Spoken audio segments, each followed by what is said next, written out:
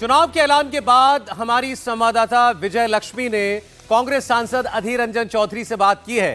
क्या कह रहे हैं अधीर रंजन चौधरी? अब बंगाल के चुनाव को लेकर, देश के चुनाव को लेकर उनकी क्या भविष्यवाणी है, आइए सुनते हैं।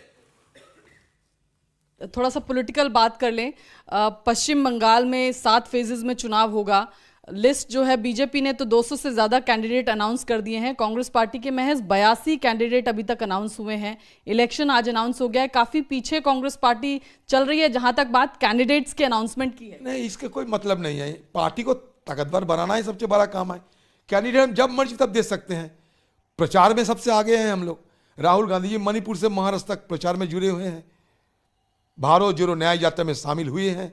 चारों तरफ जहां जाते हैं, जिस प्रदेश में गुजारते हैं राहुल गांधी जी, वहाँ भीड़ उमड़े पड़ते हैं। तो ये क्या चुनाव नहीं है? चुनाव के सबसे बड़ी मुद्दा होता है चुनावी प्रचार। तो चुनावी प्रचार में सबसे आगे आई कांग्रेस पार्टी, सबसे आगे आई। इतने मेहनत कर रहे हैं हमारे नेता मणिपुर से महाराष्ट्र। आप सोचिए सिर्फ, और ये जो प्रत्याशी उम्मीदवार वो तुरंत निकाला जाएगा। ये तो 2 मिनट की, चंद मिनटों की बात होते हैं। चंद मिनट में ये फैसला हो जाता है कौन सा उम्मीदवार कहां से चुनाव में लड़ेंगे। ये मसला हमारे लिए बड़ी छोटी सी मसला होता है। ये कोई बड़ी बात नहीं है हमारे लिए। लेकिन आपके बड़े बड़े चेहरे नहीं चुनावी प्रक्रिया में इस बार दिख रहे हैं। चाहे मध्य प्रदेश की बात कर लें, राजस्थान की बात कर लें, गहलोत साहब, पायलट साहब, दिग्विजय सिंह, कमलनाथ, ये जो बड़े चेहरे थे, फॉर्मर यूनियन मिनिस्टर्स हैं, फॉर्मर चीफ मिनिस्टर्स हैं, ये तो दिख ही नहीं रहे हैं चुनावी प्रक्रिया में। तो आप मोदी जी की सरकार में सारे कुछ दिखाई दे रहा है क्या? मोदी जी की पार्टी में क्या सब कुछ दिखाई देना है आपको?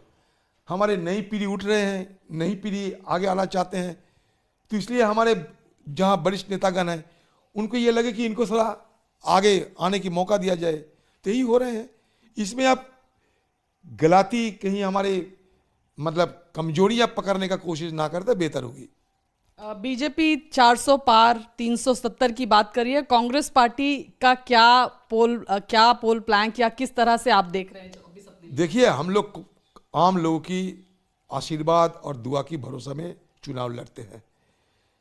ये अहंकार की बात जिसके पार्टी के होते हैं, जिसके मन में अहंकार होते हैं, बलम दर्पम अहंकारम, जिनके मन में दर्प है, जिनके बाजू में बल की प्रयोग करने की जरूरत होते हैं, जिनकी अहंकारम में फंसे हुए हैं, वो इस तरीके की बात करते हैं।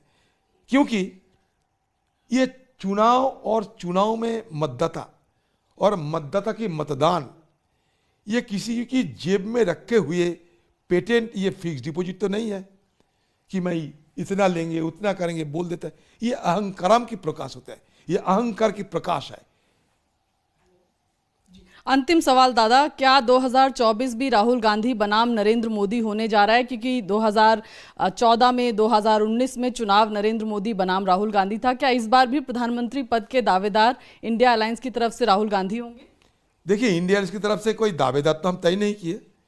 हमारे पार्टी तो बीजेपी पार्टी नहीं, पहले ही हम किसी भी एक व्यक्ति पे भरोसा कर ले और दिन भर सुबह से शाम तक मोदी मोदी जपते रहे और मोदी जी की तिलस्मी को भरोसा करते हुए, उनकी भाषण की भरोसा करते हुए हम चले। ये तो कांग्रेस पार्टी की मतलब ये तो कांग्रेस पार्टी की आचरण नहीं होते हैं।